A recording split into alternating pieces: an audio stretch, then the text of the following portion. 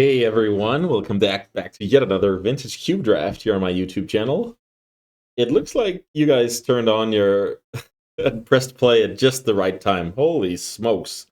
What an opening pack here. So we have two pieces of Power 9, we have a Mana Crypt, and we have a Mana Drain. So lots of people are gonna be happy this draft. I'm also gonna be happy first picking this Time Walk. Time Walk is better than Moxes, in my opinion, mostly because you gain value when you're attacking, when you're able to recur it via cards like Eternal Witness, Underworld Breach, Cameo, stuff like that. And we have Planeswalkers. So yeah, Time Walk, Snapcaster Mage, Jace, Rinse Prodigy. The list is somewhat long. And it's like a card you can splash. It's just gonna be awesome in any strategy, basically. Wow, yeah. First pick, Time Walk. What else are we passing? We're passing some good red and white aggro cards and a portal, alongside the cards I already discussed. Yep, great start. Okay, now we're back to reality here. For me, what stands out here is the Steam vents and the days. I like days because most of the time decks are going to be interested in doing their best thing as early as possible. That's a lot of how the games play out in this cube. And then Steam Vents, red blue is just a good color pair, you know? So it's definitely going to be between those two for me. Like Frantic Search is great if you're comboing. Triplicate Titan is good with Flash, Tinker, Channel, maybe some Welder shenanigans. Citadel, obviously a great Tinker target. It's up there, but it's worse than the portal that we already shipped. Days or Steam Vents? I'll go with the days here. I think that card will be super clutch. Basically, no matter what deck I end up on. Okay, next pack here. I like Seasoned Pyromancer. There's sometimes some situations where Seasoned Pyromancer can be a bit awkward, where it's like you want to play it out of your hand to get some power into play, but then you have to discard like, serviceable spells. Then you draw into some lands and kind of look like a fool. But yeah, I'm not going to take it here. I just like that card. What I am going to take, I think, is Reprieve. I think it's enough better than Fairy Mastermind that I'm willing to go into another color. Other considerations could be Sylvan Caryatid for the same reason, but I think, yeah, I mean, if blue-white is open, that would be pretty awesome. So speaking of blue-white, here's a Hallowed Fountain. That's just like super solid pickup. Not the ideal for fourth pick in a draft, rather, but it's still like it goes well with our first three cards. It's not always you can have like cohesion between your first picks. Other than that, we have Watery Grave, we have Sacred Foundry, two other good shocklands, and Birth of Paradise in this pack. Overgrown Tomb, it's also super serviceable, obviously. But yeah, let's go with the card we for now, we know that it goes well with our first picks. Right now, it's super likely I end up being some kind of blue-white deck, but you never know if blue is open in a draft, right? So let's see about that. Like mono-white aggro splash days and time walk. I mean, that's something that has happened, and I'm not against it at all. So let's just see. Let's just see where the draft takes us. Pretty cool start here. What you have to remember, our next door neighbors took Mox Jet, Mana Crypt, and Mana Drain. Don't know about the order. Okay, so here we have a couple of good white planeswalkers. I think out of these two, I prefer the Wandering Emperor. The effect on this card is a bit more unique in the sense that if it stays in play, it can take over the game, but you have the removal, the exile effect on it. So between those two, I'm leaning Emperor. If I'm not going that direction, I could see something like Rona, but I don't have any like graveyard synergies yet. That would be like the tiebreaker. Let's say I was blue-black and trying to do some reanimation stuff potentially. Yeah, I'm a bit sad to like take a white card, then pass on two super serviceable white cards, but I think it's what we have to do. Okay, this pack has a serviceable removal spell. I like Oust a decent amount, especially in Control, where you can kind of buy time early, buy life points basically, and then when they find the card again, it doesn't really do that much because then you kind of develop your game plan and you have more stuff to do. I think I like that better than a blue-white Triome, even though having good mana is also awesome. Upheaval, Blast from the Past. It doesn't see that much play these days, which is kind of a shame. Okay. So another Planeswalker, this time a little worse, but it's still solid. Like, it is a game plan. Just interact, play a Planeswalker. So if I'm taking the Elspeth, I'm going to take it over Mishra's Bauble, which is a card that sometimes has synergy with fetches, with delve spells, artifact matters, stuff like that. And I'm going to take it over Mystical Tutor. I think Mystical Tutor for Time Walk in a deck like what is looking like blue-white control isn't the best. I think for Mystical, you need Ancestral Tinker, something along those lines. So let's grab another mediocre Planeswalker for a deck. Basically, if blue-white as a color pair is open, whatever you win the game with is not going to matter too much. Like whether this is Wandering Emperor, Gideon, Monastery Mentor, Elspeth, like all of those cards are pretty replaceable within that archetype. Okay, so we keep having playable white cards to take. So now let's take this Skyclave Apparition. Samwise is a cool card. Pretty new addition. 2/1 flash for 2 mana. When Samwise enters the battlefield, choose up to one target permanent card in your graveyard that was put there from the battlefield this turn and return it to your hand. The ring tempts you. So it's a little bit of a value play. That card is actually awesome if I had the Bauble. It's good with fetches, Strip Mine, Wasteland, stuff like that. But yeah, I'm super happy with that pickup.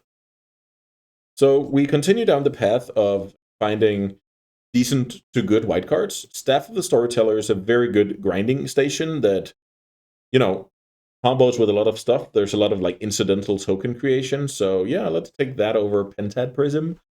I'm trying to note here, yeah, like it's pretty late Wall of Roots, but could be whatever. Okay, so Seacron Coast is basically free fixing. I'm taking it over, not much of anything. And let's say I end up mono white. Then I can simply just play, in a perfect world, like only duels and planes, but still enable my Time Walk. I like that. Bolas's Citadel still in the pack. The portal disappeared. I remember the portal was in the pack before. Okay, so pretty good start to mono white splash Time Walk, dare I say it. But that's what it's looking like right now.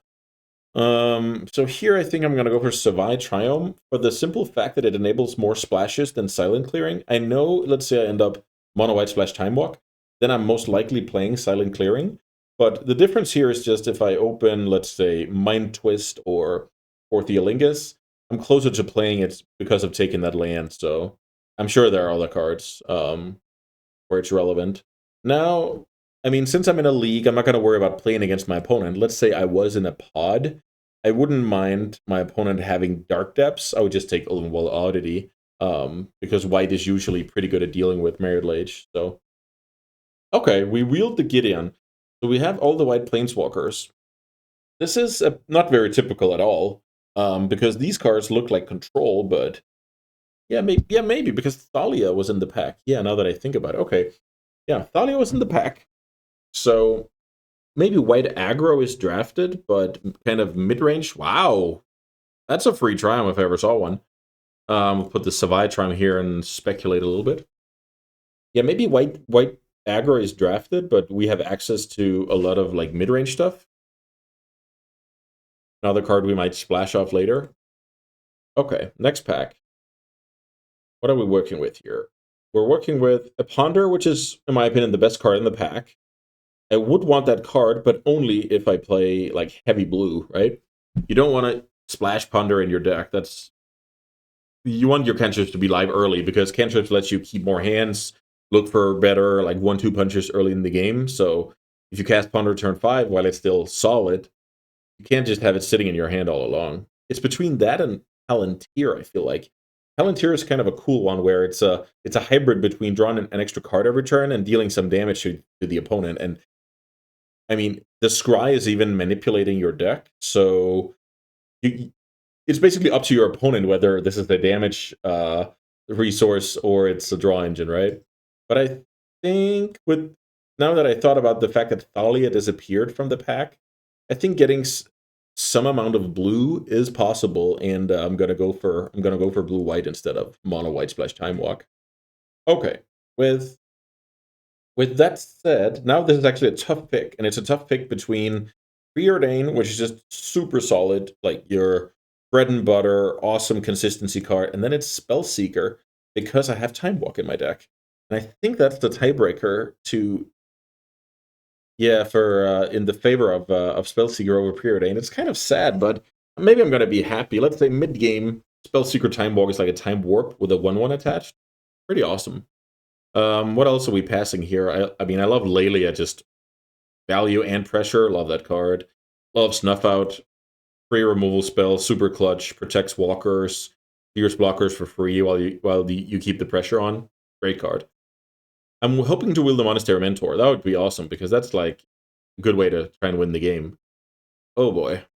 Great pack.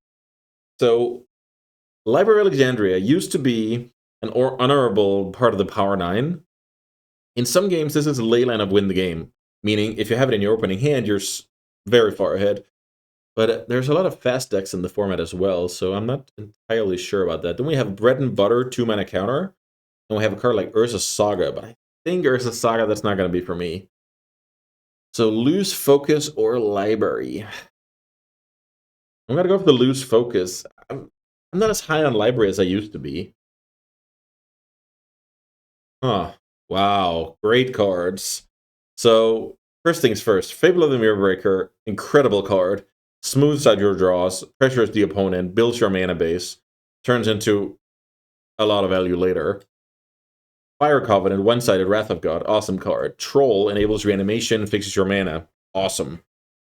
Tinker does broken things with the cards we already passed in this draft, so that ship has sailed, much like Saga. I'm going to take True Name Nemesis out of this pack. True Name Nemesis is sometimes exactly what you need to attack, and sometimes it's exactly what you need to defend yourself. I think that card is pretty awesome. If I were more white aggro, I would take Parallax Wave, but I'm not convinced we're always going to have pressure in play, so I take the True Name Nemesis. Okay, another awesome pack here where I have two good choices. There's good old Cryptic Command, which, you know, when you're trying to support double white walkers, might not be trivial. And then there's Shelldog Isle, which is just part of your mana base, and at some point you get some free value out of that, basically. Let's see, how many playables are we at here? We're at 13 after being almost almost halfway in. So I think I can allow myself to take the Shelldog at this point. I'll try it. It was very close. Like, Cryptic Command is also awesome. But not having Cryptic, rather, might let me improve my mana, and that might just help me overall. Who knows? Let's see. Let's see if I'm happy or sad about that decision. So we have a bunch of not very interesting cards, and then we have this card, Shorikai, Genesis Engine. 4-mana vehicle, which is basically a creature that it can't attack, but it can't be killed by a creature removal. It's kind of getting ready to attack, right? You can tap it for 1 mana, draw 2 cards, then discard a card, then you get a 1/1. Like, this card is very awesome. This is like a Planeswalker, basically. It soaks up a bit of mana, but I think it's worth it, especially if I now focus on having cheaper cards in the deck. I definitely don't want any more 4-drops in this deck if I can help it. This is interesting. This is between Brazen Borrower and Fire Ice. I think we might end up in a situation where I have like 1 red source for Fire Ice, and it's not really reliable. So I think I'm going to go for Brazen. Also, this card is like, it supports the tempo part of this deck, like some flyers from, let's say, Staff, Evasion from True Name, and it's a 2-drop, so not half bad. This pack is not amazing. Now I can choose between a not very exciting 2-drop or a premier sideboard card. Maybe I'm just going to go for the premier sideboard card. Yeah, let's take Soul Guide Lantern. Yeah, I mean, very late Recurring Nightmare, but that's how it is sometimes. Okay, so I wield Loran. I think that's better than Lingering Souls. Well, yeah, Loran is just going to be decent against a lot of decks, and maybe playing the black sources is not exactly what I want to be doing. Let's just take the Loran. I like that card. I can't remember if there's a Wrath of God effect, like a dam in this pack. Pretty sure there was one floating around. I feel like we're getting that, and we might play it in the sideboard. maybe in the main deck, I'm not sure, but I really have to focus on getting cheaper cards. Obviously, Swords to Plowshares would be amazing, Moxes would be amazing, Spell Pierce would be great, one more 2-mana counter would be awesome.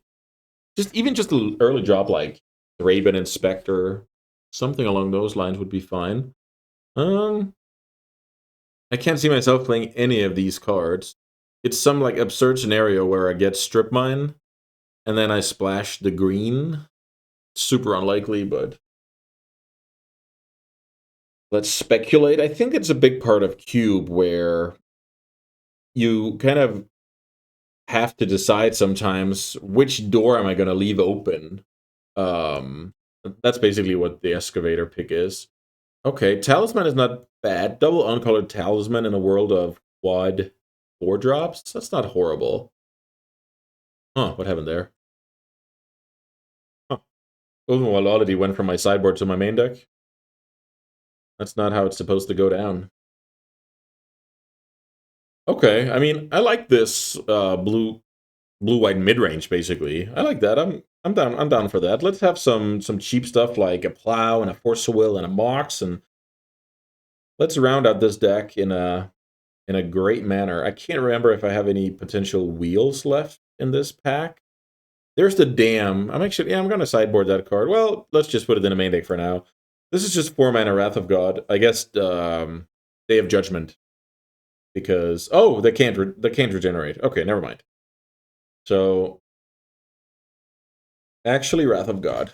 I guess the artwork on that card is a tribute to good old Wrath of God as well. There's a Plateau. Talked a little bit about that earlier, like keeping the door open for potential splashes. Let's say I open for Theolingus, then I look like a genius with, double red source. These cards I don't care too much about. Let's say it was a pod. I would have expected people to already pick up the ritual from their combo deck, and I'll just get the Vile Smasher out of the draft. It's like extremely minor. Okay, free card for my mana base. I mean, Otawara is just straight up better than an island, right? Wow. Okay, so I asked for Swords to Plowshares, but I got Ancestral Recall, so I guess we'll have to take it. Ancestral Recall plus Time Walk with Spellseeker. So now my deck is really all about if we can survive into the game, we're most likely going to have more resources than the opponent. So trying to stop our opponents early is going to be the name of the game. Social Plowshares is amazing, but I'm not wheeling that card. This is even kind of a weak pack. There's Fiery Confluence and Entomb, I guess Breeding Pool, so like 4 great playables, and it's just unthinkable that 3 other cards are getting picked. Yeah, and I would get a good card back. There's something to be said about maybe Stoneforge Mystic is in the draft, and then maybe I can wield a Batterskull, but let's worry about that later. So, funnily enough, we did pick Ramadab Excavator. Here's a Strip Mine, but there's also a Tundra, and I would really love it if my mana was just foolproof. So yeah, I'm gonna take that Tundra, but kind of cool speculating on the Ramanap and then potentially getting the Strip Mine. I want like a mana base is gonna work every 10 out of 10 times. I'm not. Look, I want good mana, but Jace Rinse Prodigy lets me replay a lot of good spells, mainly Timewalker and Ancestral Recall. So let's say I didn't have Timewalker Ancestral, I just had like 2 solid, whatever, Counterspell and Planeswalker, whatever. Then I would be looking at Council's Judgment, I think, because it's just unconditional removal, no questions asked. But in a deck like this, where sometimes you can just churn the opponent, grind the opponent out of the game, right? Ancestral Recall with access to it again, even a tutor for it, wrath their board, play a Planeswalker. Yeah, I think Jace is going to be awesome in this deck. So let's see here. This is actually even a good Wrath deck, aside from like having Nemesis and Apparition, I guess. So for now, the Wrath stays in. Let's do a playable count here. I have 19 playables, so yeah, we need a small handful. Is this a point where we go Glimmer Lens because it's just like a fine card, or do I upgrade my mana base with Karakas? I think I can go for Karakas here. The hero is something that is sometimes serviceable as a curve topper, But I think I have already 3 Planeswalkers and a Shorikai, so let's not do that. Caracas is added to the fold. Wow, this is really shaping up nicely. Like, this is just a very, very good start. Well, not start. It's a good puzzle piece, right? Or I guess the total puzzle. So this pack doesn't have much. It has a great sideboard card in Containment Priest, and it has a card that I might be very happy with all my walkers. Maybe I'm just going to go Time Warp here. Time Warp over Containment Priest. Yeah, why not? Let's do that. Wow. Wow. Oh my goodness. Okay, so we have great options. We have Urza, that's the card I was happy to see, but also Teferi and Wedding Announcement. But I think this is Teferi. Teferi is just a great way to put away the game. I kind of complete the Super Friends aspect of the deck. That card is awesome. How many black sources do I have? I'm looking into the Toxic. Yeah, just one. Yeah, that's not going to be good enough. Let's take the Teferi. Yeah, now I'm getting very close to a complete deck. But I don't think I'm getting any more cheap stuff. So actually, this deck could get run over, which I'm very sad about. Wow, Spellpierce. That's a great one. Spellpierce is awesome for the curve. Like, that's exactly what I'm dreaming about. Something interactive down here. Taking Spellpierce over Lore and Reveal. Lore and Reveal is amazing, but my mana is kind of perfect, and my top end is great. So, very... I mean, if let's say I played blue splash something, then I wouldn't have splash something other than white or not heavy white. And maybe I wanted like a way to pull ahead in the late game, but not this time. Winds of Abandon is not the best. Not the best, but I think I take it here over not much of anything. It's interesting the Academy goes this late. Usually there's at least one player trying to get the artifact deck going. Is this just Everflowing Chalice? Because my deck... This is like... You're trying to skip the 3 and go straight to the Walker stuff? Yeah, maybe that's not that bad. Taking it over Batterskull. Do I have incidental red mana? Red. That's 2 red sources. Am I willing to play this Athari? Probably not. Probably not. Wow, I wheel even more playables. This is amazing. So, yeah, even balance would be decent. I'll just take Council of Judgment here. Well, is this a balance deck? Double artifact, million walkers. Balance. No, I'm just gonna go for the 1-for-1 removal. Glimmer Lens is not terrible. Let's pretend we're hate picking an Ulamog here to not get brain frozen out of the game. Okay. Maybe I don't play Glimmer Lens. Maybe that card is not that great. Maybe I cut something like Elspeth. Now, if I add 9, maybe I just... Yeah, let's cut the bad Ramper, actually. And then I'm just going to go up to 17 lands here and call it a day. So let's actually fix the mana curve here. Days is like... I don't want to use it early, but it is possible in case we get, I don't know, turn on Soul Ring or Chalice or Entombed or something. Then having the option to turn 1 days is pretty sweet. So let's see here. How many white sources do I already have? 1, 2, 3, 4, 5, 6. How many blue? 1, 2, 3, 4, 5, 6, 7. 7 blue, 6 white already. And we're looking at a pretty even split. But I am gonna, you know, give blue the nod here. Because if I draw blue mana, I can draw into white more easily, right? Because I have Ancestral and Ponder. With that being said, maybe I'm supposed to play 1 less land because I have 2 cheap cantrips with Time Walk, with Jace, with Reprieve, with Talisman, and then I can play 1 more card. Is that greedy? Maybe it's fine to play this amount of lands. It would be like terrible to miss land drops in this deck, I think. And I think this deck can sometimes sometimes it's okay to draw 1 land too many, on the other hand, because of the card quality.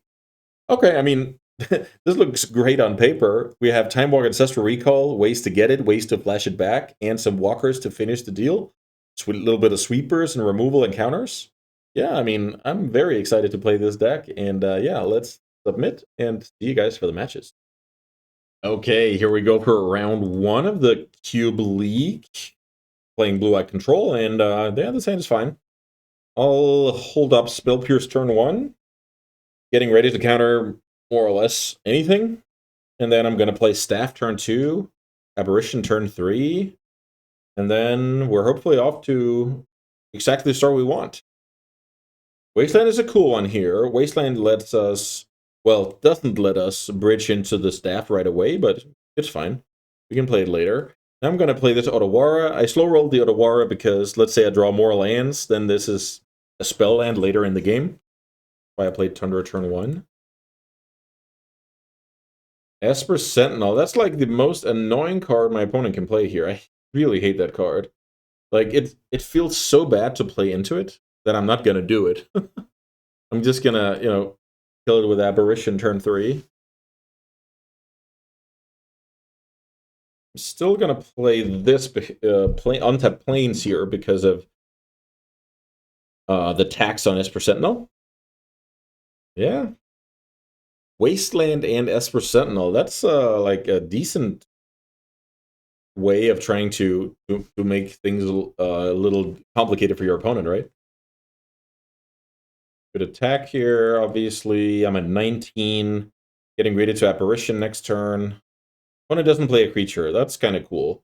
That also means I can get reprieved, but that's how life is sometimes. Sometimes you get reprieved. Okay, Esper Sentinel is gone. If my opponent wants to kill Skyclave later, they get a 1/1 to show for it, which is not that bad for me. Opponent with no play from 2 mana. And here's Elite Spellbinder, which I'm not too worried about Elite Spellbinder here. If my opponent takes Staff is a 4-drop. That kind of sucks. But I still think I go Staff next turn. I really like having the Oust or whatever the opponent might resolve in the meantime. And the 1/1 token from Staff matches up very well with Elite Spellbinder. So there's some cool things going on with Elite Spellbinders. Like you tax the card, but you also take the card out of the opponent's hand. So let's say your opponent plays like Sneak Attack or whatever. Then actually taking the Emrakul or Gristlebrand or what you name it out of the hand helps. Even though the tax part doesn't do anything, but the exile does. Okay, so the opponent took Spell Pierce. That smells a lot like a 4-mana walker. Playing Staff, shocking.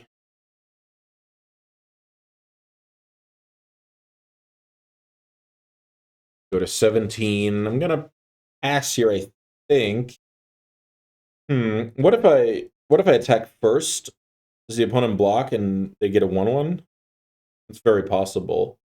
Actually, I think I'm pretty convinced that the draw go is gonna be good for me, but okay, there's a Sculler. I can delay the Sculler here, which I think I should. Kind of move on in my deck here. I think my opponent's trying to clear the way. Wow, what a draw. I think my opponent's trying to clear the way for some kind of Planeswalker. But yeah, that's not going to work very well here, especially now that I drew Ancestral with more resources. So what I can do here, if I want to, is go Ponder, set up the top of my deck. Like, this could be, let's say I have like a Time Warp. I would love to put it under the Shell Dock. Yeah, I think I'm supposed to Ponder first, because I might set up something very nice that I don't want to spend all the mana on right now. Yeah, I mean, Rinse Prodigy. The thing about if I keep Rinse Prodigy, I'm just going to draw into these. Well, no, I'm not. But then I might fizzle on Sheldred. But I think I'm ready to do that. Okay. I keep the Jace. Then I play Sheldog Isle to get rid of those 2 islands. And then I had Time Warp. I'm gonna take the most expensive one and put onto there. So what I could do now is I could develop the Jace and get ready, or I could hold up the Spell Pierce that it seems like my opponent doesn't really want me to. Yeah, I think I'm gonna do that. I'm just gonna pass here, so I'm holding up Staff Activation plus Ancestral Recall if my opponent doesn't do anything. The other alternative was play Jace, oust the Spellbinder, get in for 1 damage in the air. Yeah. Oh, I forgot about the Sculler. Okay, opponent. Yeah, too much to think about here. So, if I know I'm getting Scullered, yeah, maybe I just do this as well. I mean, I want to fire off that Ancestral. Yeah, my opponent's in trouble here.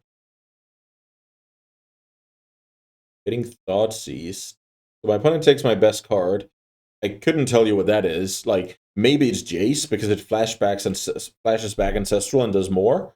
Maybe it's Loran if they're banking on some kind of equipment. Maybe it's Dam if they want to flood the board, if that's like their only way to win. I can't really tell you here what's the best. What I can tell you is I'm getting 1 deeper in the deck with Staff. That's down to 21. Then on my draw step, I go to 20 cards in deck. So I have some spicy stuff coming up here. Let's see what the opponent... I feel like this is a 4-mana walker. That's just been my read-all game. I'm not sure I did the best to play around it, but at least we identified it. Drawn to an island. Yeah, I think we can get rid of the Gideon, right? Maybe not. I can go... Oust... Play Loran, double attack. Okay, that's also a way to get rid of it. Okay, so if I oust the token... No, that's not going to work. Maybe Council's Judgment is just fine here. Let's see. If I oust the token, I double attack. My opponent can block here, get a 1/1. Gideon goes to 3. Yeah, then I end up in a bad situation anyway, so I might as well Council's Judgment it, which is kind of sad. So I had Time Warp in the bank. I'm getting Scullered next turn. Not too worried about that. Okay. So I go Council's Judgment to Gideon.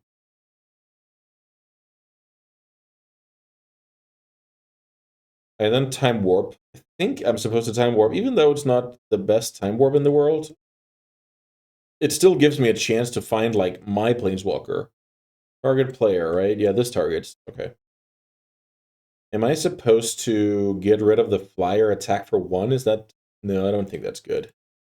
Am I supposed to kill the 2/2? That might be fine. Okay, let's kill the 2/2. Spend our mana a little wisely here. I have a lot of draws where it's awesome if I had mana available. Let's attack for 1 before my extra turn. Yeah, let's see if I kind of fall flat here after thinking I'm on top of the world, like with Ancestral Jace, etc. Even Time Warp under Sheldog Isle. Yeah, let's draw some of our higher impact cards. Then I think I'm pretty firmly in the driver's seat. True Name Nemesis, that counts. So True Name... Target the opponent. I'm getting Scullered. So do I just want to play out a 2/1? The thing is, if my opponent plays Sculler, they're going to take the 2/1. So... And I'm not sure I want this mass removal at any point, but I might want Loran. So let me just do this correctly. Destroy up to 1. Okay, cool. Because with Reclamation Sage, you have to target and then say no. That's a May ability. This is up to 1. So yeah, a little bit different. Okay, get in there with the fire. True Name was awesome. Like that was a good one. There's a good chance that's an axis the opponent can't really beat me on. Now I attacked again. That was like an auto attack after last time. So yeah, I'm not sure it's ideal to trade 1 damage for 3 damage. Yeah, don't do that. I was just too quick there simply. Opponent passes. What does that mean? I draw a bad card. The opponent did not play Sculler. Opponent did not play the Sculler. I feel like I'm getting maybe 5 mana Angel.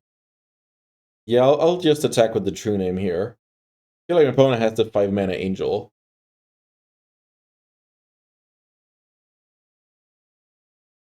Yeah, this is not ideal. Not ideal. There it is. Archangel Avizon. Huh. So now my opponent has a good attack in the air, which is racing my true name.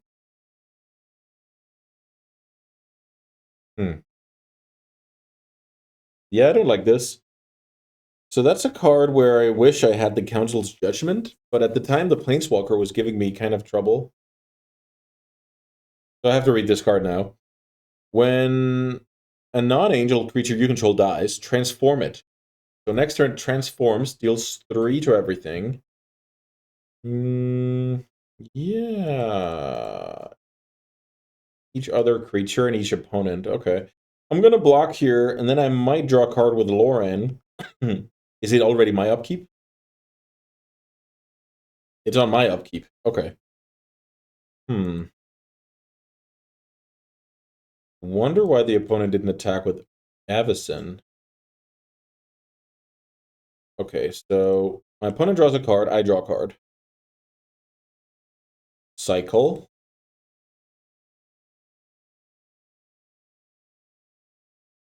Huh. Now the Archangel transforms.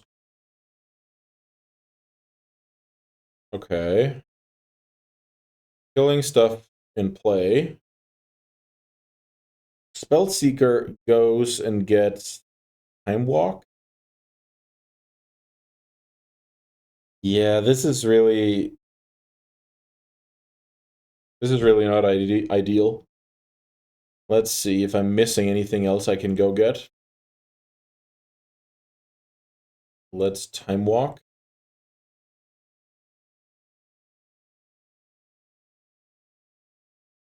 No token generation. No. Yeah, this is just. Ooh, the opponent can do something nice here. If they have Council's Judgment, they can kind of walk me here by putting a bad card on top, which they might do.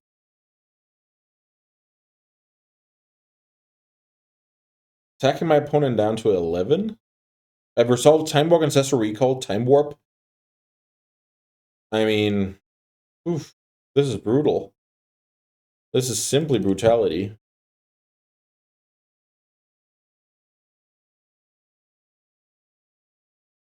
Huh. I don't. Yeah, I feel like I just can't win this game. My opponent has 6 cards in hand. I do have Wrath, but if I have Wrath, I just don't feel like I'm. Then I'm playing nothing versus my opponent's cards. Now at least I have the true name, but I don't know if that even counts. I have some Planeswalkers, but I think Elspeth is in the sideboard. Elspeth is that's like a card where I could cheese some true name damage out of nowhere.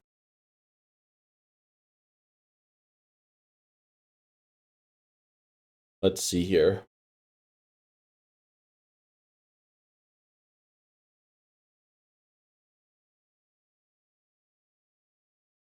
Opponent is deciding what to use.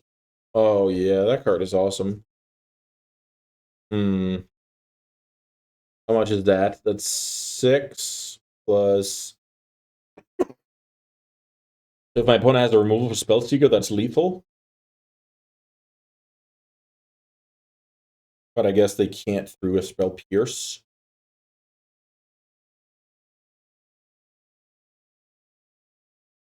This is So I chump block and take 9. I go to 2. I think if I draw like a good planeswalker,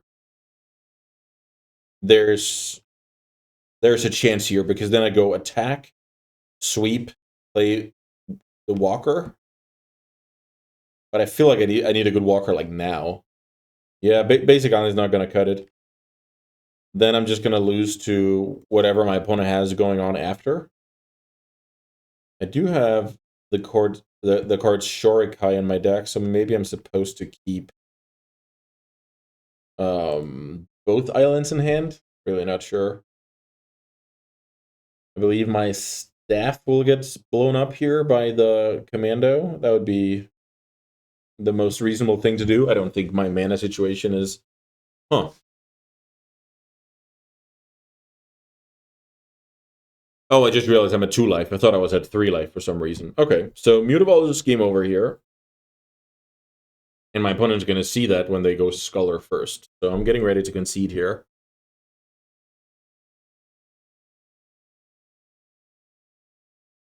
Yeah, I went 10 cards deeper than my opponent and lost the game.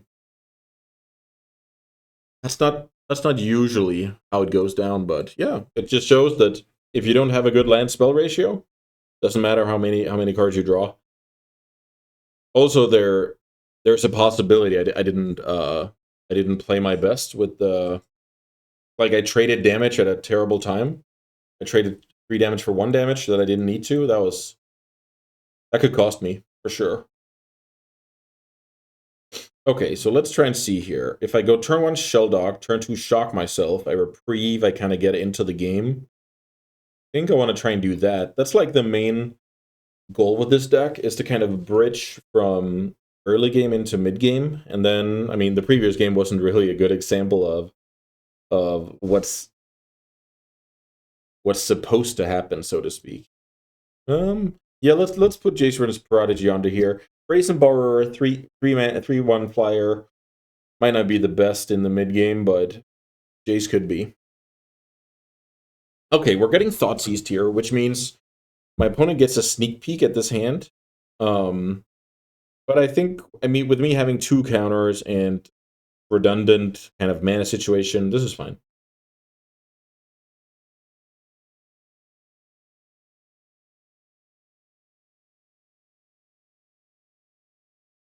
Lose focus hits the yard. Okay, so my opponent most likely doesn't want me to deal with a certain spell permanently, but I don't mind getting reprieve, which is like it's reasonable. The thing about reprieve is you kind of need to what you're doing in the meantime is what's important here. Like right now, the theory behind this deck is it wants to develop into the game where like superior card quality can take over. So let's see if that holds true. So in this specific scenario, casting loose focus on the Scholar would most likely have been better, but you never really know. Sometimes it's better to just tempo and move on. Now I expect my Wandering Emperor to get taken. Okay, so my opponent's trying to take me off white mana, or take me off 2 mana for the turn. I guess that's more important. So now my opponent takes Wandering Emperor. I have a 5 mana Time Walk that isn't looking too great. I still have a lot of good force in the deck, and True Name and stuff like that, Staff. Okay, opponent takes the Warp. Interesting. So I'm allowed to cast Emperor next turn. Do we want to take 1 damage or conceal info? Let's just save a damage. Interesting my opponent went take the Time Warp. If they take the Wanderer, it looks like the Time Warp is just a cycler. Let's see.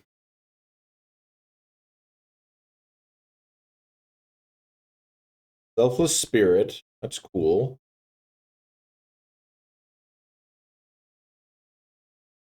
No attack, I would imagine. What I can do here is I go flash in Emperor, which I think I should. Make a creature. Put a counter on it. Whoa, this is terrible. And I think I'm supposed to use the Otawara to kind of buy time and loyalty on Emperor, but not sure. I mean, now I have a Planeswalker going, but it's not like, it's not insane or anything. Here comes something insane. Yeah, that's awesome. Okay, so my opponent can Skyclave my Emperor, or Samurai token, I guess. But I think Emperor makes more sense. The thing about, let me read this. Non-token, okay. So let's say they go for Wandering Emperor, and I bounce the Apparition. I get a 4/4, which is not bad. I might do that, actually. And then start attacking. It's a good way to... It's a good way to kill time. Okay, so before my turn, let's bounce Apparition, get a 4/4, attack for 7. I'm trying to, like, turn the tables here. Wow, it's a terrible draw. I wasn't very lucky with land spell ratio this game.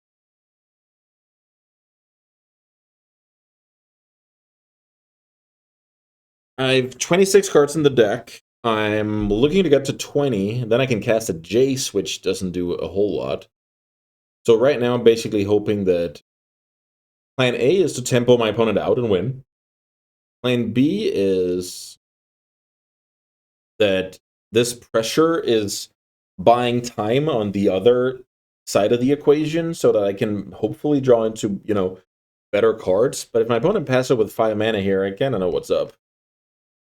Is that Angel again? Okay. The fairy is awesome. So let's go land the fairy.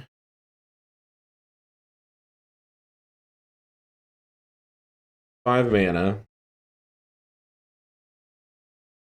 It's very sad that my opponent's just gonna fly the Teferi dead. Wow! Oh, that shouldn't be allowed. That is a great draw. Um. So I guess, yeah. Let's. It's so tough. Do I attack here or let my opponent eat a 4/4? Yeah. Yes, it's tough because I'm like 95% my opponent has that card. But if they don't, they gain a lot of equity. If they don't, they gain a lot of equity by bluffing it, right? So, okay, my opponent's creatures are now indestructible, so they can freely block both. Does this flip? Is this how it works?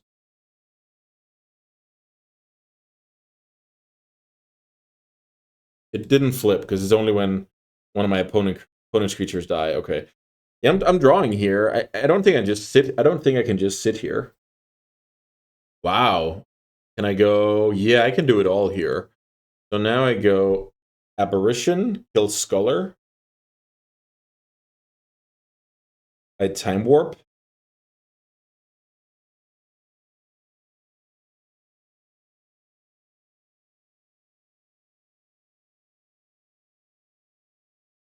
I get to the Jace, which, may be relevant.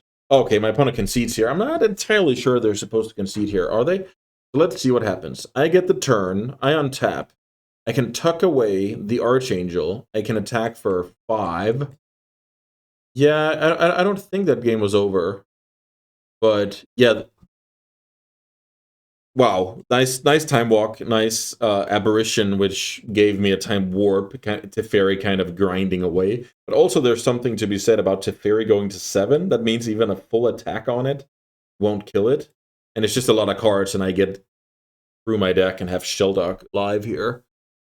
Am I supposed to bring in Winds of Abandon against that deck? Is this now where I cut a land and get punished? Cutting a land here is not really ideal.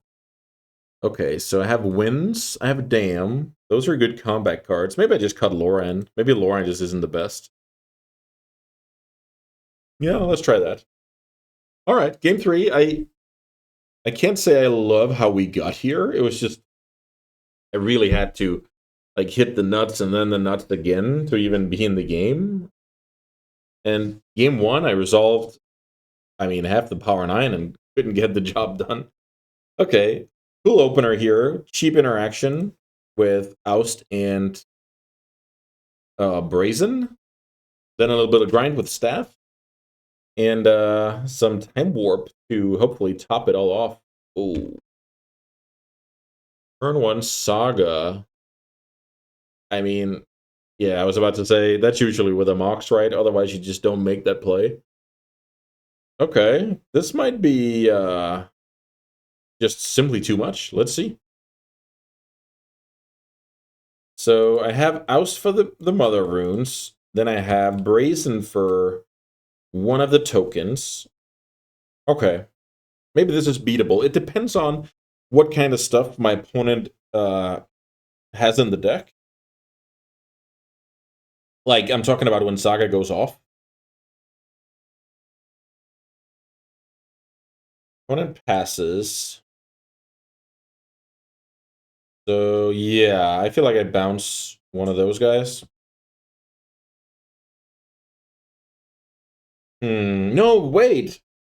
I can bounce the Chrome Mox here. That's way better. Yeah, this is a lot better because now I automatically prevent a token. And maybe things get awkward here for the opponent. There's also a higher likelihood of that Daze doing anything in the future. Like, if you want to imprint to Chrome Mox twice, that's tough. Here my opponent can float a mana. Let's see if their follow-up is any good. I'm happy I noticed that Brazen before, just bouncing a construct and looking like a fool. All of that stuff is you need to pay attention, right? And then when you're recording, it's not always trivial. Mox Emerald, the tutor up. So yeah, the Saga left my opponent with a 2/2, basically. Mother of Runes is back. We knew about that. I just forgot in the meantime. Land. My opponent has Chrome Mox and 2 cards. Okay, so I like what's going on here. My opponent's going to imprint here and play a 3-drop into a Daze. And then I kind of play from there. Like, I think that's... Oh, what? Oh, it's just to... I see. Okay, I understand. Making Construct 1 bigger. Okay, I thought I was going to get it all here. But nope, not this time. All right, opponent, I understand. Staff of the Storyteller is something I kind of need to move on at some point. So let's go Staff. Maybe draw. Do I draw right away? Does that matter? Let's just draw right away. Okay, I find the island. I'm not under a huge amount of pressure, but the Mother Runes does makes a lot of my draws, like, complicated. So my opponent didn't do anything last turn with... Yeah, let's just hope this is a 4-drop. I guess that's just what I'm hoping for.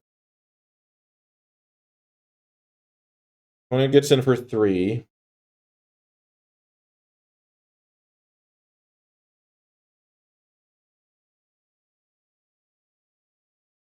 Let's see. I have, like, some Wrath effects and stuff. Can't remember if I have any life gain in the deck. Okay, I get to Daze something big here. That's a good one. So days.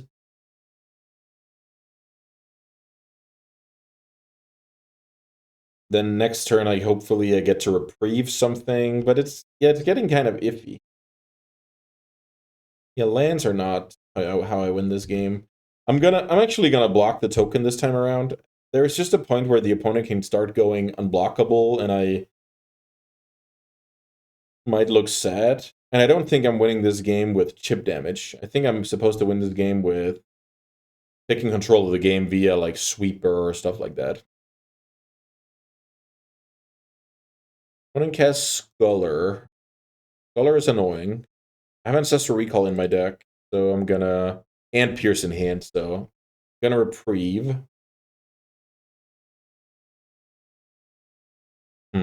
We're kind of back to more of the same here, which is very unfortunate. In a matchup where you play against high-impact cards like Saga, Active Mother Runes, your hand is under duress with Sculler, it's very tough to, like, draw a bad combination of land spells. Sweeper is basically the way out of this. I'm going to prevent 4 damage here. So we have, yeah, that's not exactly ideal. Shelldog Isle. Let's see, can you overload this for free? And there's the dam, like, that's the cards we need. That's the 2 cards we needed. What do we do here? I mean, I can't shuffle my deck anyway, right? These go to the bottom. Yeah. I need like something absurd next turn. Maybe something like, I don't even know if Teferi does it. No, Teferi doesn't do it. We just saw our 2 comeback mechanisms on the Shelldog, but I don't think we have anything else. Taking 6 here on the chin, almost dead next turn. Council's Judgment, that is a good one. Council's Judgment is a way to kill the construct around Mother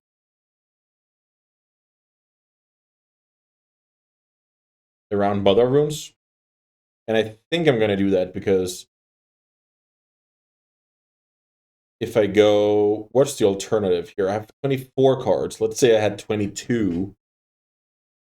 Then there's a case to be made for Sculler, but let's just take this. I mean, I can't win if my opponent has the Angel. They've had a bad habit of that. I think they float mana there, maybe. They have the Angel. I can basically only beat that my opponent doesn't put me under pressure, and that I get to Winds of Abandon before I'm dead. Super unlikely. So I can beat, like... Okay, now yeah. Now that plane is even out the window. Now I really need my Planeswalker. Opponent's going slow and steady here. That's good news for now, but it also takes out some of my outs. Maybe they go 3+3 the rest of the way. Wow. Ancestral Recall, yeah, that's a start. Let's see if we can grind back into this game. Jace. Jace flashbacks, a lot of good stuff. My opponent could easily have a removal spell in hand at this point, but what am I going to do about that? So, what if I go Gideon, make a 2/2? The opponent has to proactively give protection. I think that's how you play. Let's play Gideon, make a 2/2, pass the turn, grind with staff. That's not really a concern right now. I think if I have it, like, I have my opponent out-resourced, so to speak, so the staff is not going to be, like, huge to this, I feel like. If my opponent goes protection to Sculler, pro-white, attack me down to 4, I'm just not too scared about that. I think that's pretty beatable. Then again, they have annoying cards like the Angel, no attack. Okay, Okay, no attack.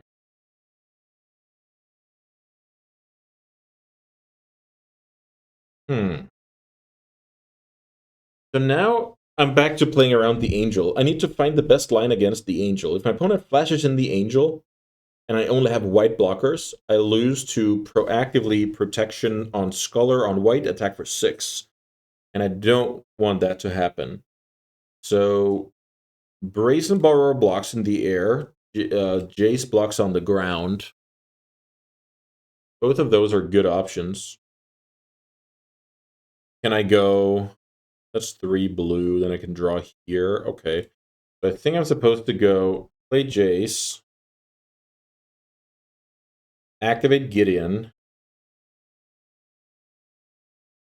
pass the turn with Brazen up and staff activation. And then I hope... Okay, my opponent didn't have that card. Now it's going to be tough for the opponent. Well, they have 7 mana in play. I doubt they have a 7-drop in hand. Like, I don't even know what that could be. Is Elish Norn still in the cube? That would be brutal. That card. Awesome. So my opponent can play that card plus twice, which is, like, that's annoying. Let's draw a card in response here. Okay. So now my opponent goes kick it twice. It's not called kicker, I think. It's just like some kind of enter the battlefield trigger that my opponent can activate twice, right?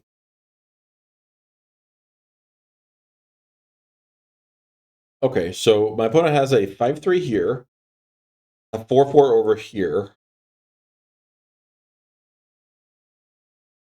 What happens if my opponent goes protection?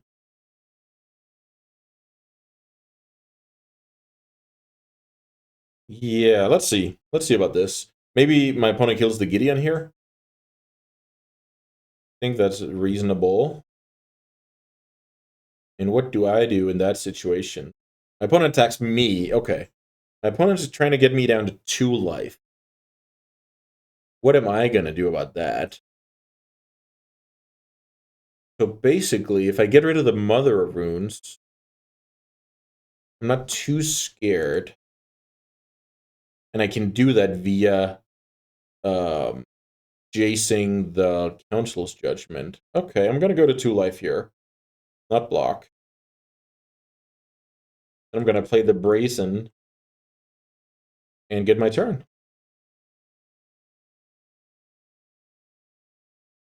More stuff I don't really want. Let's flip the Jace. Caracas could be a cool one. I'll discard the tap land.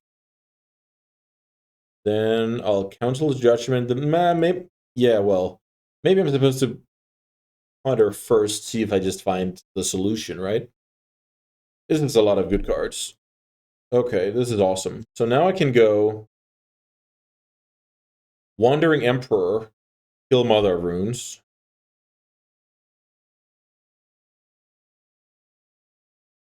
Can I play to...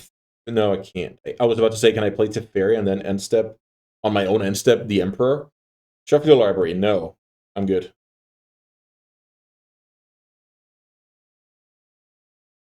Emperor. Get rid of the Mother of Runes. I gain 2 life. Play Caracas, maybe? I don't have Time Walk in the yard. So basically what I can do here is go... I just need to not die here, which is... So I died at, like, Parallax Wave. I died to... what's it called? Winds of Abandon.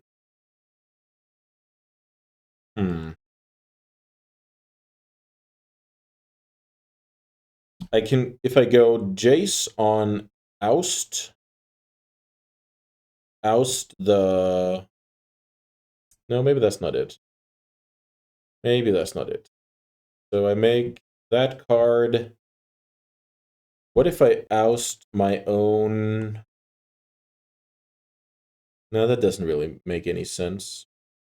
Maybe I just minus my opponent's creature. So I go minus on that card, maybe. Attack with the flyer. Tough situation. I mean, I lose to so few cards. I think if I don't die on the following turn, I win the game. Let's see if that's the famous last words. What a grind of a match here. So much stuff going on. Kind of have my opponent buried in resources. I can only lose to, like, yeah, Parallax Wave, remove all my blockers, attack for lethal. That'll do it. Winds of Abandon doesn't do it because I have Spell Pierce. I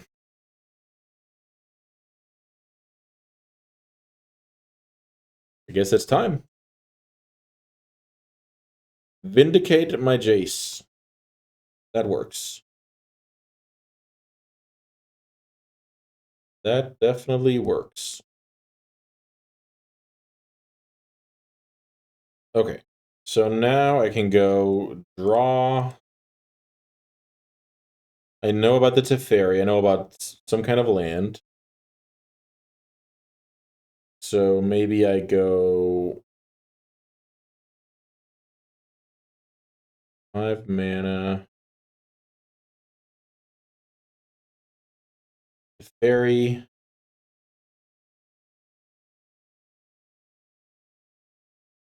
Draw. I have 12 cards left in my deck, so let's see. Make it 2/2. Staff keeps grinding. Play Talisman. Put a +1/+1 counter on something. Maybe it's this. And then I'm kind of back in the same scenario where if my opponent can sweep me, I'm dead.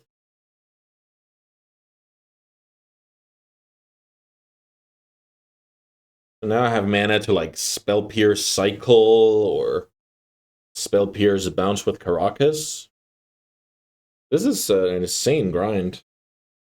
The opponent's lower on clock than me, but I feel like I've taken a lot of time finding my lines here.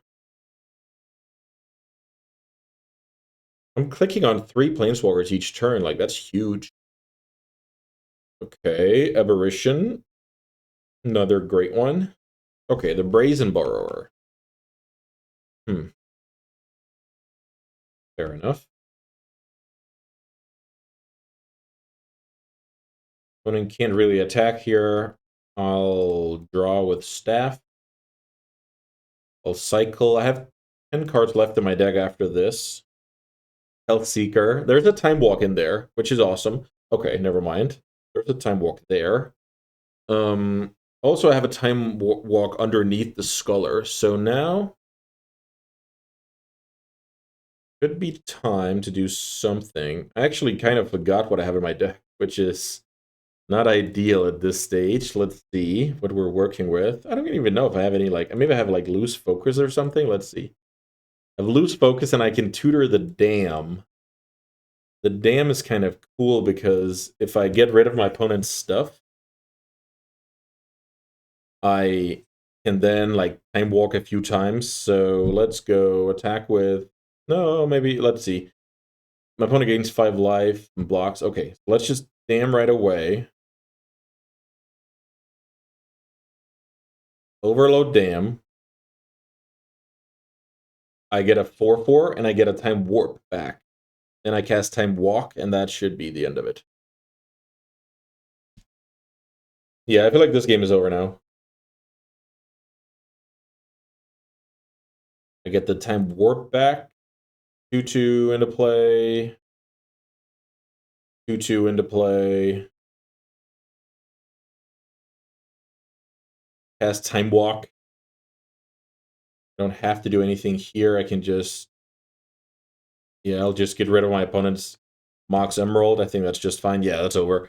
The reason why I get rid of my opponent's Mox Emerald there is... Well, I'm not going to plus Teferi anymore this game. On my Time Walk turn, I can plus it if I want to. And then I have another Time Walk turn, so I have, like, a exile target permanent in the bank still. But yeah, that was a tough one. I didn't think I was able to get there with my like pretty bad land spell ratio in the beginning of the game. Then I started to draw like bangers. My opponent didn't put me away. So I kind of had a shot, and then in the end, the superior card quality came through. So yeah, ooh, what a match to start off the league. Let's see if we can keep it going. Okay, we're back for round 2. I'm playing Blue Eye Control, and right now I regret having a beer just before starting the draft. This is getting, this is taxing. Decent opener here.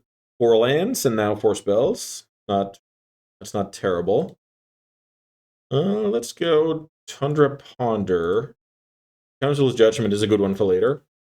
So let's go. Yeah, I guess I just want these cards. This is fine. I don't think I'm in a position to shuffle away serviceable stuff. Obviously, we can get run over, which is oftentimes true.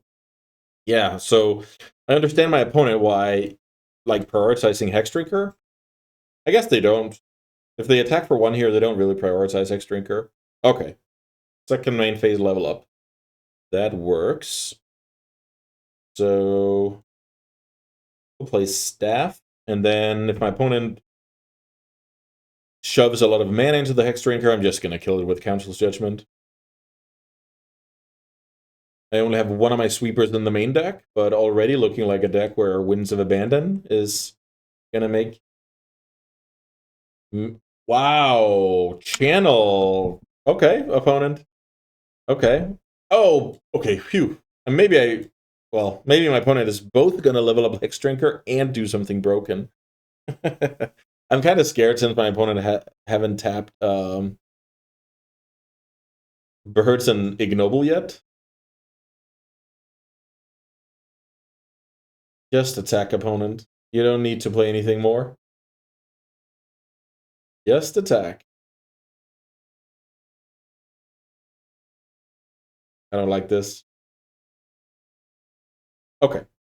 This is acceptable. Opponent pays a bunch of life to level up Hexdrinker, get in for 7 1 time. Then develop Sylvan Library. Then I get rid of the Hexdrinker. Like, that's acceptable. We now have a somewhat even game.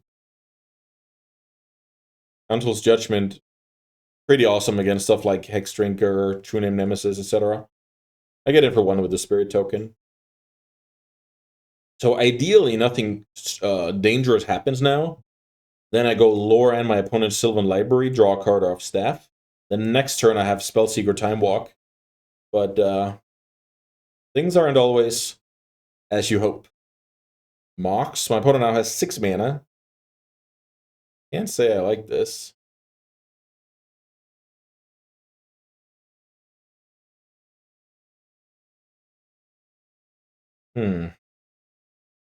Omnath. That's a good one. Especially... Okay, no land. Okay.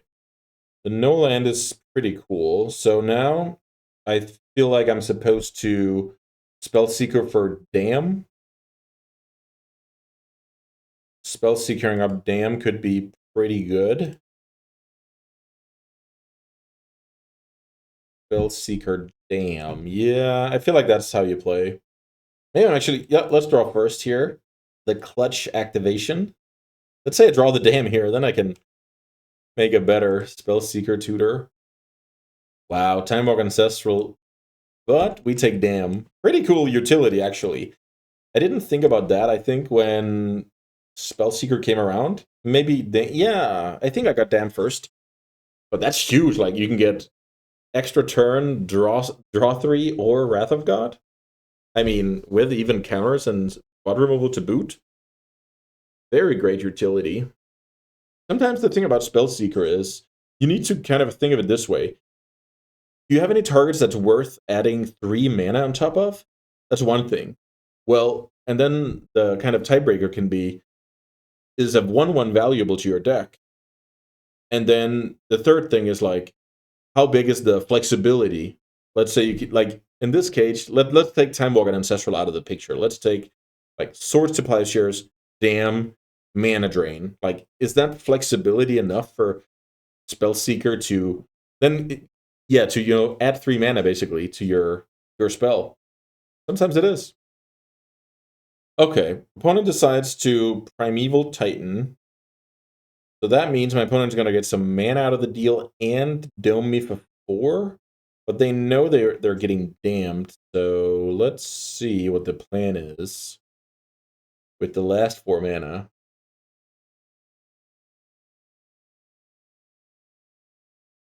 I guess if my opponent does not jam that Titan, it's just not going to do anything because my opponent gets Wrath, right? Wow, I draw Ancestral Recall. I think this is one of those cases where developing mana, then wrathing is going to be better. Because I don't need the cards right now, I might as well get them next turn. So I can go land, talisman, then dam. Then I pass the turn into a bunch of lands and an active Sylvan library that I didn't get the chance to kill yet. Simply because, I can't remember I think I was on the draw. My opponent, yeah, I mean, the Hex Drinker channel thing really put pressure on. When I was fetching here, I'm scared about that. Because that either says I'm going to use all my mana for something here, or it's saying I'm going to fetch my splash color and cast an impactful spell. Maybe this is just for Theolingus. Okay, it's Titan. Titan trambles, so I need to actually kill that card. Let's see if our opponent goes for a mana source or a staff. I just assume that they're killing an artifact here. It might be shield counter. I wonder if shield counter works against mass removal. Okay, draw for the turn. Daze is not going to help me here. Let's draw 3. The Desperate.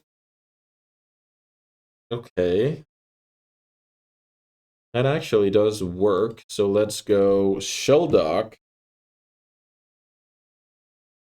This can't kill tokens, right? Non-land, non-token. Okay. But I think it's still better than Reprieve to have under Shelldock. Yeah, this is going to be a tough one because... Yeah, let's see. I mean, can the opponent sense the Emperor from a mile away here?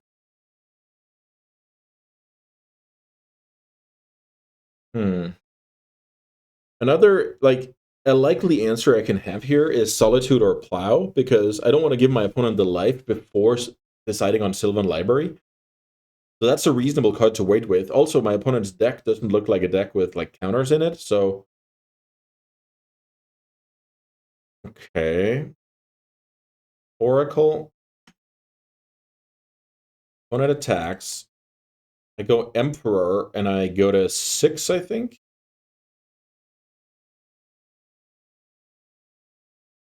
6 life. I can get my true name up to a... Oh, I was about to say, are we getting the best days in the world? But we're not. Okay, Court is complicated, but my opponent doesn't have that much life. Huh. Are we winning this game? Forcer, that might help. Let's see. I mean, I'm going to play True Name no matter what. I'm going to put a counter on True Name no matter what. Protection from you. Counter on True Name.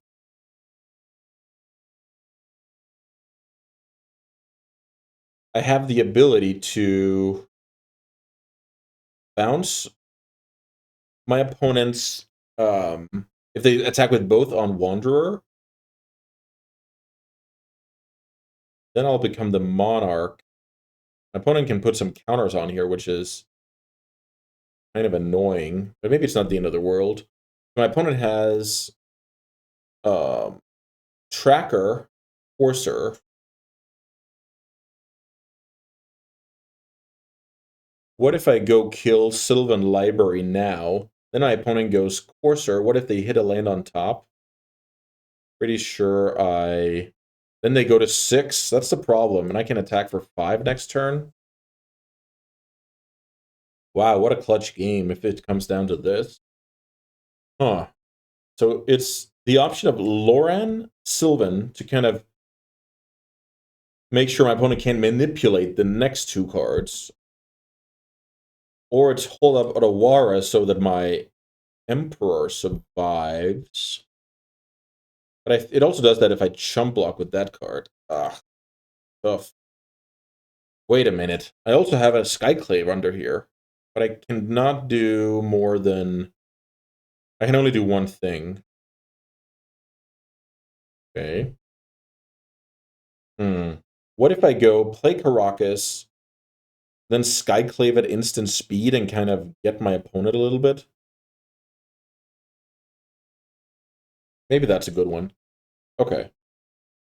So basically, I want my plan is here to survive with Emperor and true name my way out of this game. So now my opponent puts 2 counters. Okay, 1 counter on each, and then double, which is just an obscenely good effect. Pest Infestation, but my opponent doesn't have a way to get to that card. Pest Infestation. Okay, so I don't think my opponent can muster a land. They have Pest Infestation, draw 7, Tracker, and what's the last card? Courser. So, and my opponent only has, they have 2 attackers. I can eat one, block one with True Name, eat one with Skyclave. Then I untap, put a counter on True Name, and win the game. Fingers crossed that works. How can the opponent disrupt that? There's no way for the opponent to, like, kill their own pests and gain life.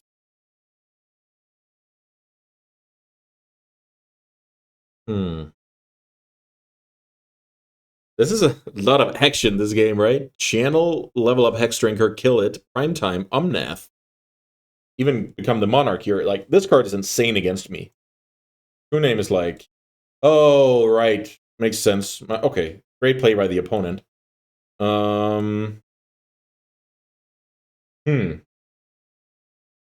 can go for the draw 7. I like that a lot. So maybe, just maybe, I'm supposed to play like a bad days here? My opponent wants to draw 7. What if I steal 1 mana from my opponent? Is that good? I can do that and I can Otawara. What if I go days, then bounce the Oracle so my opponent can't jam lands?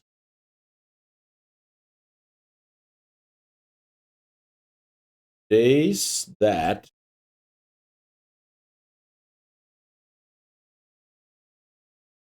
Bounce with Otawara, I like that.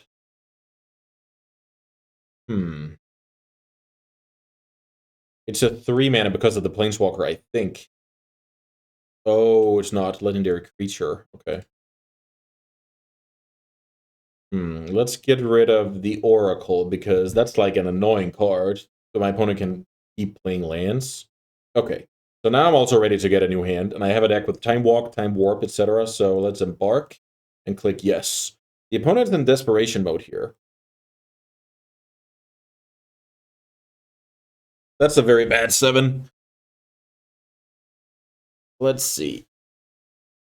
Courser to gain life. We kind of knew about that plan. The opponent's looking to survive at 1 life. Exploration. Okay, so they can survive at 2 life, maybe? Opponent goes to 7. Can't attack. Well, can, but... True Name is gonna block. This is terrible. Terrible draw 7. Walk? The fairy's awesome. Okay, so... What I can do here is...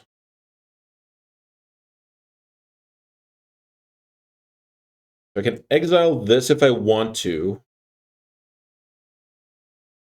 Is that good? Exile the Rhino, I go to 8. And then just look to like double. Yeah, maybe that's decent. So I go kill the Rhino, kill the Courser.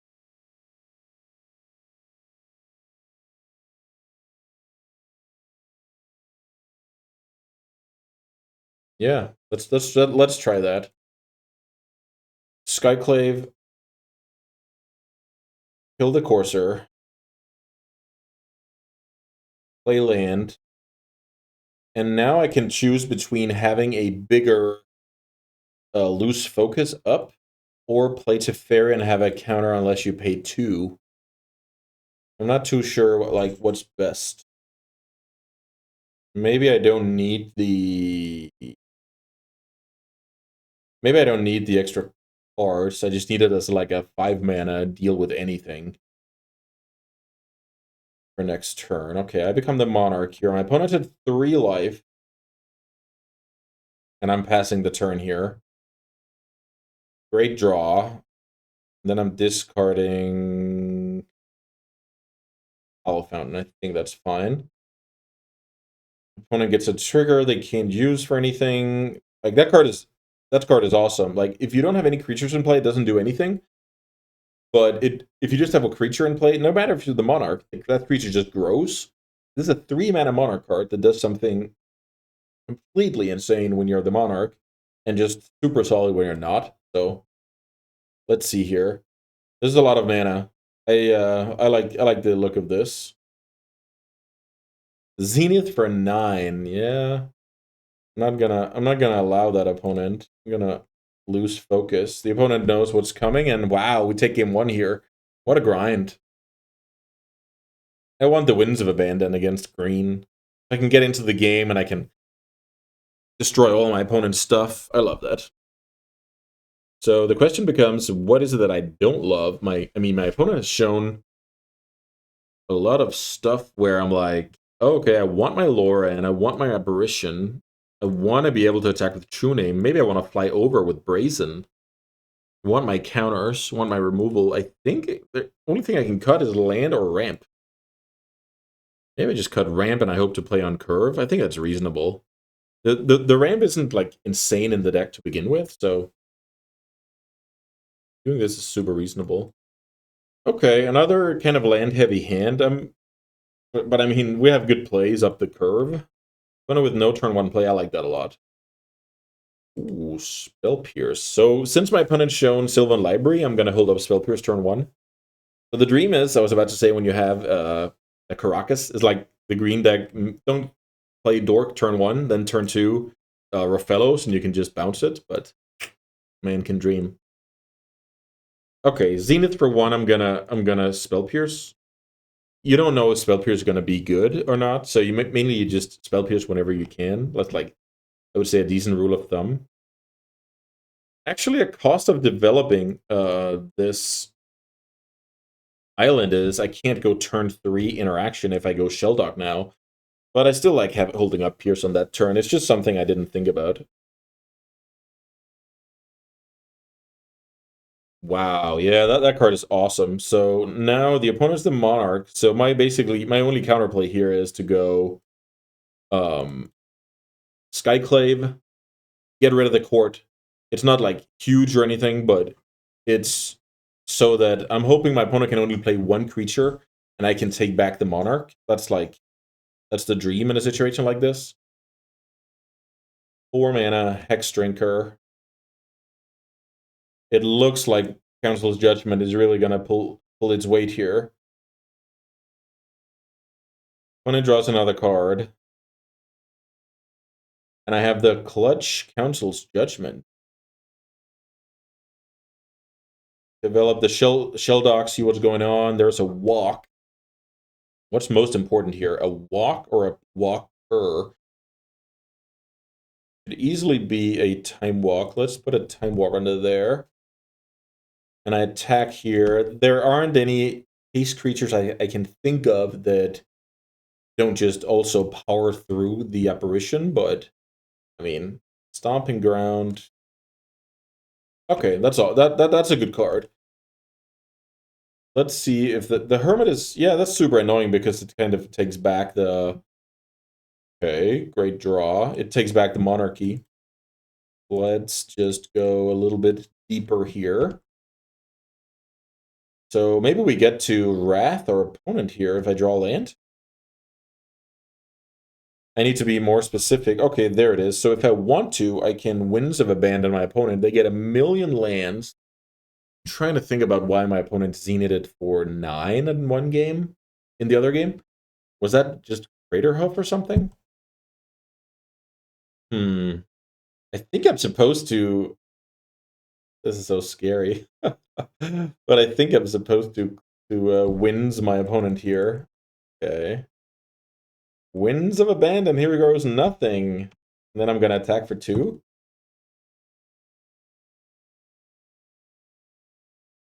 Opponent gets 5 lands here. This could end very poorly.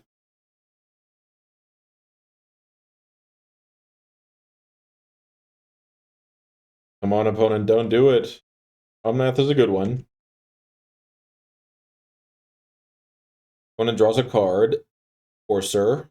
Fair enough. Random land. That's 4 life. So opponent does a good job here. And Sylvan Library, which is a good way to keep up with the Monarchy. What can I do here? I can go to Fairy, untap 2 lands. It's not the best. Because this, well, if I draw a land off of... I guess I can do a lot here. Oh, yeah.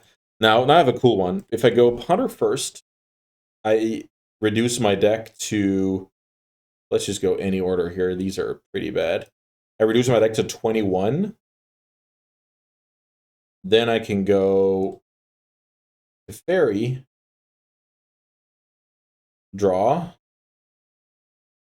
Then I can develop a tap land, go to my end step, trigger to Fairy, draw a card. Okay, the opponent didn't want to see that. It's like they knew there was a Time Walk under here, but they didn't even see the Time Walk yet. Yeah, so I draw a card. I untap Sheldog on a blue land. I cast the Time Walk. I untap and do like a bunch of things. Have my Teferi going, have the Monarchy going. Oof, beautiful, beautiful display here of just like Time Walk effects with walkers. Even just Sheldog, like it's just so unassuming. You add it to your mana base over an island, and good things will happen, like most of the time. Okay, it was also a tough one, but a bit more smooth sailing than the first one. Now all we have to do is play for the 3-0 in the last one. Don't go anywhere. All right, everyone, here we go for the finals of the Vintage Cube Draft. We're on the draw here with a hand I feel like we've seen before. We hope we don't get like run over, but if we get into the mid game, we have some pretty good card quality, and we can definitely battle with the best of them. Swamp. Okay, Inquisition is a good opener here. If my opponent takes the Jacerin's Prodigy, I don't have anything to do for the first couple of turns. But, I mean, for some decks, a card like True Name Nemesis is just so hard to deal with that you're just going to go, okay, I'm going to get rid of it at any cost if I have the chance. Okay, maybe that's the case here. So when my opponent takes Inquisition out of my hand, turn 1 out of a swamp, I'm mostly thinking... Oh, no, sorry. Takes True Name out of my hand, rather, turn 1. I'm thinking I'm up against a fair deck. Let's see what we can put under the Sheldog today, shall we? Okay, let's put Ancestral Recall under there. So Ancestral Recall is, of course, awesome under there. But the funny thing is, we're not really cheating on a lot of mana with Sheldog Isle, right? So we're just leaning on this effect to be good. If you put Lauren Revealed under here, it would be the same, right? Still super decent, obviously. Never gonna complain about that. Otawara might come in handy later. It now costs 3 mana thanks to Jacerin's Prodigy being a legend. I accidentally last game messed up. I actually thought it was like Legendary Creature or Planeswalker. But I messed it up with the fact that you're able to bounce a Planeswalker with it, right? The Flesh Gorger is not something I'm super scared of. What I will say is, I really want to kill it with this Loran, but then if my opponent is able to reanimate it, things get a little more complicated, because then it's a bigger creature. But for now, let's activate the Jace and see what's going on. Look, I don't have Cryptic Command. My mana is good, so I think I can discard Hallowed Fountain here. Let's go Island, Loran, pay the 3 life on the Gorger.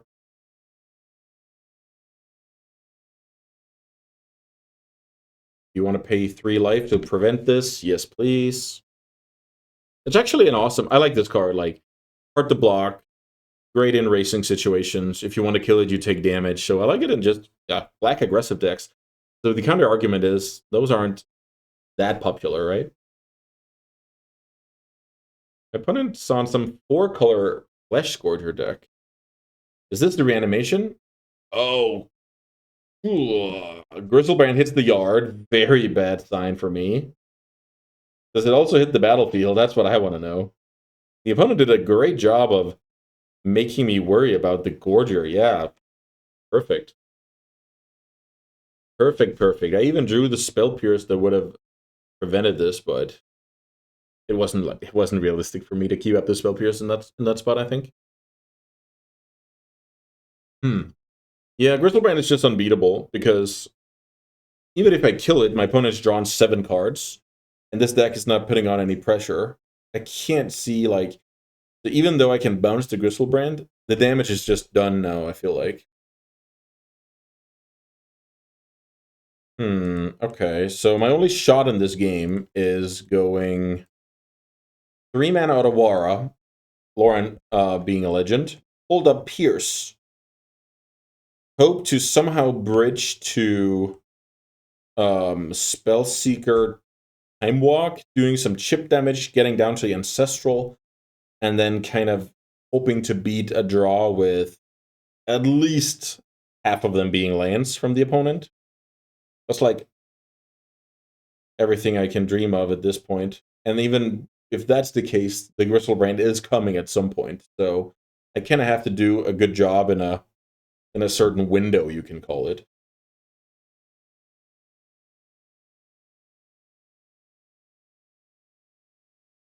Opponent's taking their time here. They probably have more than one play. So now my Brazen Borrower gets sniped, and the opponent gets info on the Spell Pierce.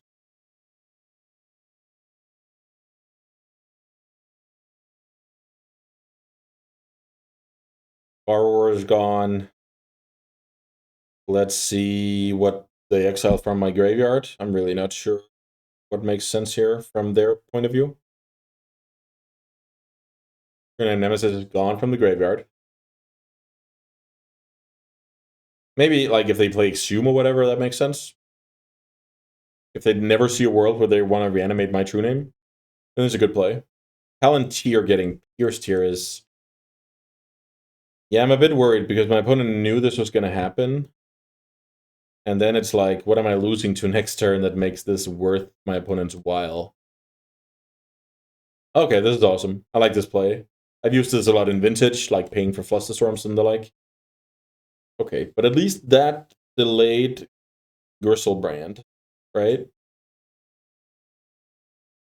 Am I going to make both players draw here? Yeah, maybe I am. So let's first trigger the Palantir, see what happens. I feel like I'm going to take the damage with very, very high likelihood. Oh, yeah. Then I perfect. Okay, sick. My opponent's quite deep into the deck thanks to Grizzlebrand, and now Palantir. Let's see. I'm not going to let them draw. No.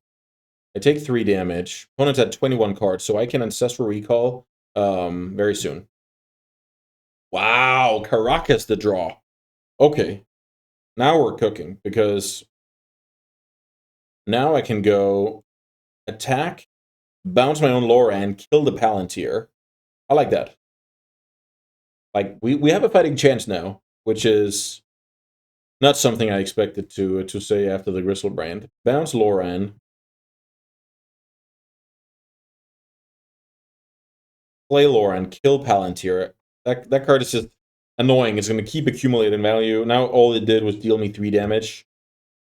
And that card is gone. Now my opponent has made sure that Sheldog is live, so now I can draw some extra cards. My opponent's at 6 mana with a Gristlebrand and 4 unknowns in hand. Don't Grave Titan me. Come on now. Don't Grave Titan me. Just something manageable.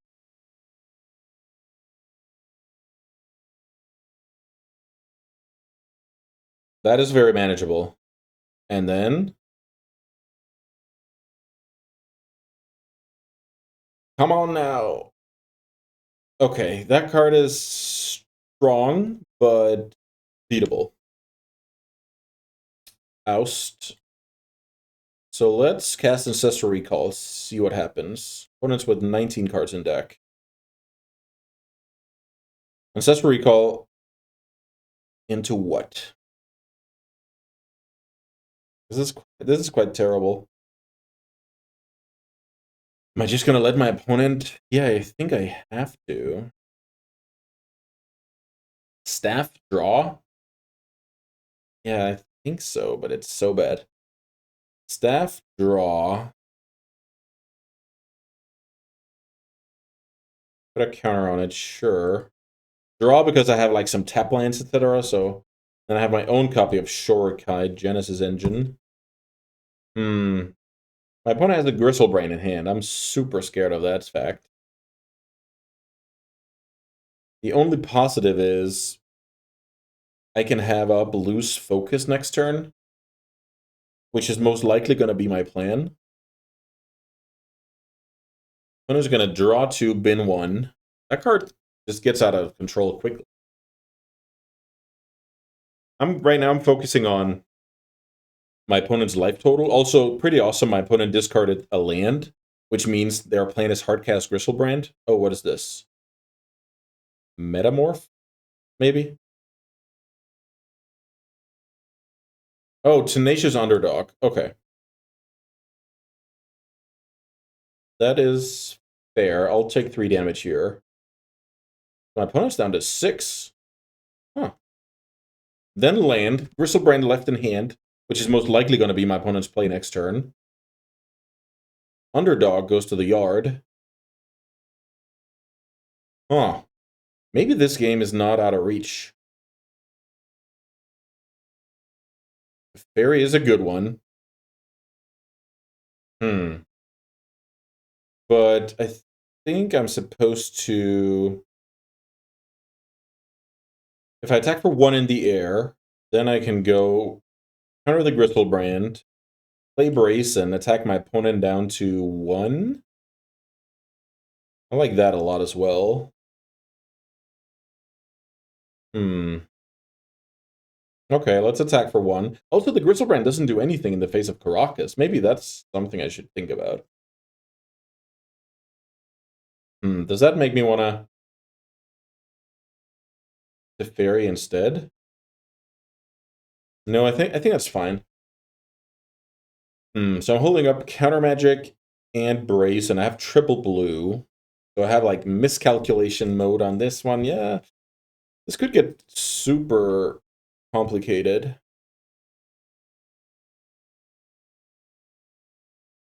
Yeah, maybe...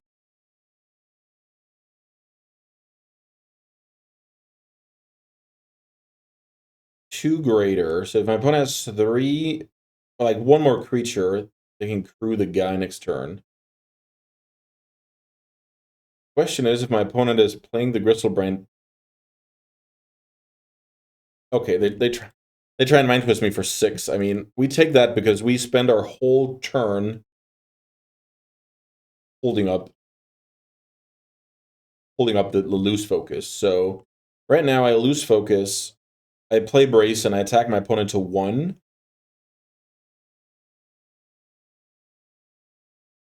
And then hopefully I can get to the Promised Land thanks to Caracas on this the vehicle. Let's see. Grayson. I have some cards to just kill my opponent. Maybe it's just the Emperor, actually. I'm not sure. Skyclave, so I can get rid of that card. If I Skyclave over here, maybe that's the play. Skyclave, attack for 4 in the air.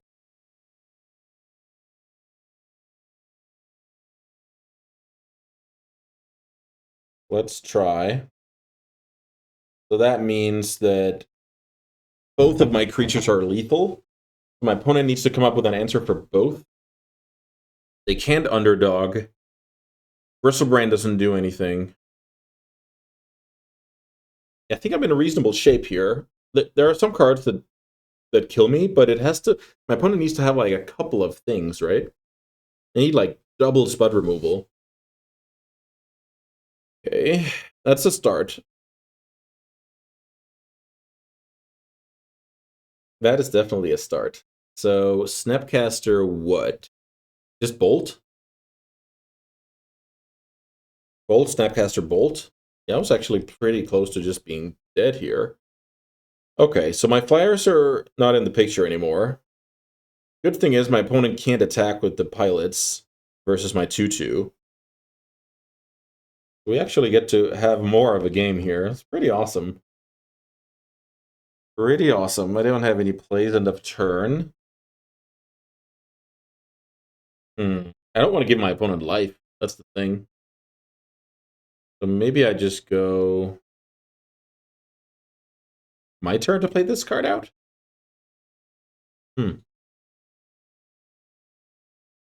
Okay. I mean, I'll try. Seems great. Let's see if my opponent has anything. They're actually holding up blue. Ooh, Remand is a good one. Very good one here. Okay. Maybe it's time to... No, it just seems so bad to oust a pilot token. It's just so bad. Okay, let's not do that. My opponent has a Gristlebrand, 2 unknowns. Gristlebrand, 2 unknowns. What a game. We're really getting something for our money today. But I guess when you draft blue-white control, that's how it goes, right? If you have good tools to not get run over, then the games are just going to be great.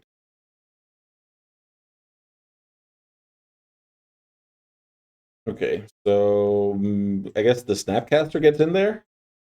So now I'm thinking about, what if I block and then Wrath and start over? But maybe it's okay to take a little more damage. I think this is a spot where if my opponent had a spud removal, they would have fired it off.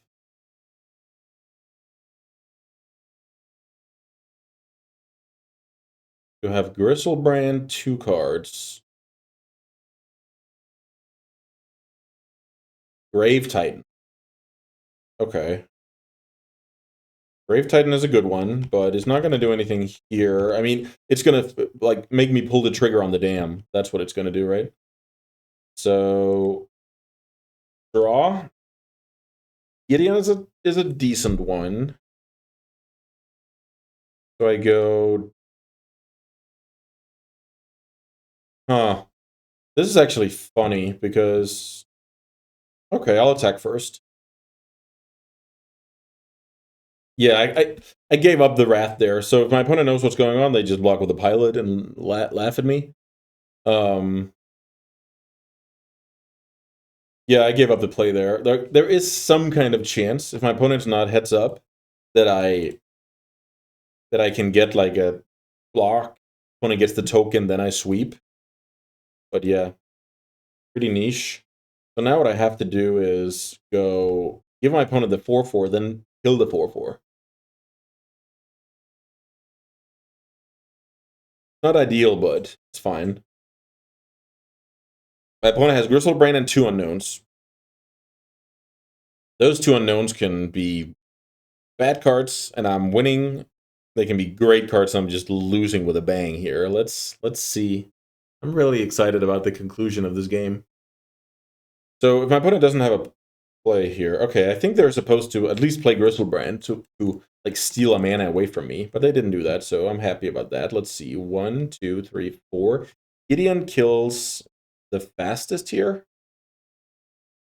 Maybe I'm supposed to value that. Let's go Gideon, make it 2-2.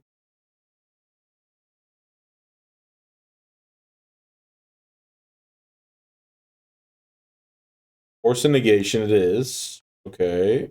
Pass. That makes sense why the opponent didn't play Gristlebrand then. But I mean, there's no way I'm not just gonna jam, right? Gideon hits the bin. They still know about this Shorikai. I think that name's hilarious. Let's see if they found something. Rankle. That's a good one, except Caracas, I guess. Okay. So I'm just gonna go beginning of combat, bounce to Rankle.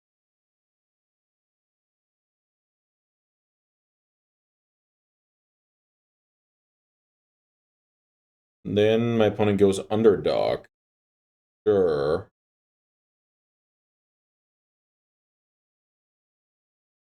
Rankle goes to hand.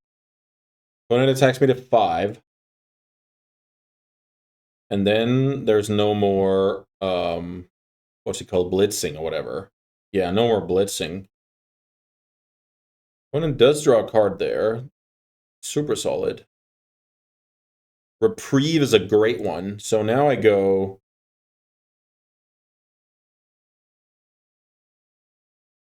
that card. I can now hold up Caracas and Reprieve, and I can activate for a token end of turn. This game keeps on giving. Getting the token going could be important. Opponent's passing here. So I guess I just don't want to get like Bowmaster or Hull Breacher or something, but don't think I can play around that at this point. There's an extra turn. Huh. Okay. That extra turn just might do it. Oh, this is pretty awesome. Do I get to even draw with staff? Draw into land, that's not ideal. I think I start with just attacking with the pilot. Okay. Huh. What a game. My opponent got to Gristlebrand in the early game, but for some reason I got to stabilize. Caracas was huge here.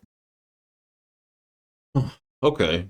We play against Reanimator, or a deck with some reanimation. This is where the Soul Guide is really going to help me. I remember I saw Containment Priest during the draft, but I didn't take it. That's just how it is sometimes. It would have been pretty insane here. Let's see. Like, I think the Dam was just situationally good. I don't think it's gonna be good. I think the other cards are just better, so I'm just gonna make that swap and yeah, try and repeat it just once more. Just one more time.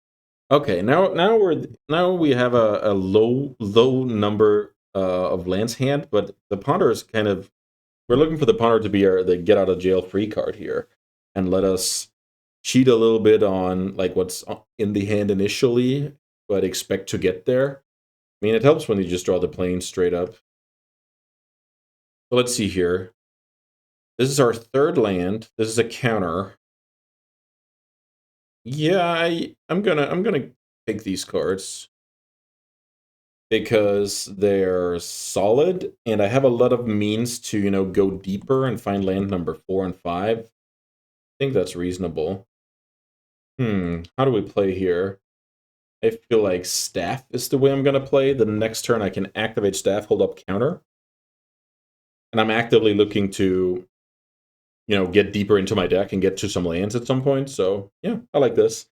So now things can get a little bit shaky because next turn I think I want to hold up counter, but if my opponent doesn't do anything, then I don't have any more lands, right? But I think I'm gonna hold up counter. Lauren doesn't do anything right now. That's what we knew. It's just too tempting to like have the reprieve. I always go to the white time walk. It's just too tempting here if my opponent goes like, what do I know, Rankle or whatever, and I just reprieve. Yeah, now things can get a little bit iffy. Let's draw the land, and nothing's iffy anymore. Okay, well, at least we drew a play, right? If we were passing there, it's a huge weakness, I would say. With the mana base my opponent showed last game, this could easily be the case that my opponent just doesn't have that good of a hand. I miss a land drop there. My opponent doesn't miss a land drop. I think what I'm going to do here is draw. If I miss land, well, I didn't because I'm a champ. I would have cycled Soul Guide on my opponent's next end step. But now we're here. This could be just Jace Rince Prodigy past the turn. If my opponent does anything about that card, I just don't care.